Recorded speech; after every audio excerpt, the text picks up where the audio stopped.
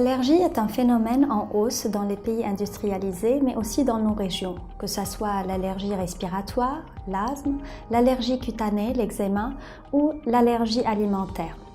Les allergies alimentaires sont causées par une réaction immunitaire qui est déclenchée par l'introduction d'un produit allergène chez des enfants ou des individus qui sont génétiquement prédisposés à avoir ces réactions.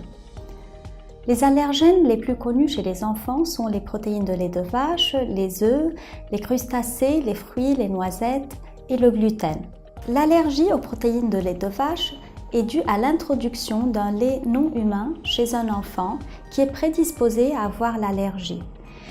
Cliniquement, ça va se manifester par des douleurs, des coliques sévères, des diarrhées avec parfois du sang dans les selles, des constipations, des vomissements.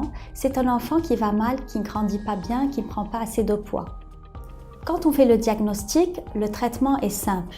Arrêter le lait artificiel et retourner à l'allaitement ou bien donner un lait spécial complètement hydrolysé. L'intolérance au gluten ou la maladie cœliaque est déclenchée par l'introduction du gluten qui est un produit qu'on retrouve dans le blé, le seigle, l'avoine et l'orge qui va déclencher une réaction immunitaire chez des enfants chez lesquels on va retrouver une mauvaise prise pondérale et des signes digestifs. Là, le diagnostic, il se fait à travers un bilan sanguin et une biopsie au niveau du duodénum. Le traitement, c'est simple, c'est une éviction complète du gluten du régime alimentaire. Il existe un troisième type d'allergie alimentaire et c'est le type immédiat qui est le plus dangereux parce qu'il se manifeste par des œdèmes, des éruptions, une hypotension et peut être vraiment très grave avec un risque vital. Là, le diagnostic est simple et le traitement aussi. Il faut juste être attentif et garder son traitement avec soi. Comment prévenir les allergies alimentaires ?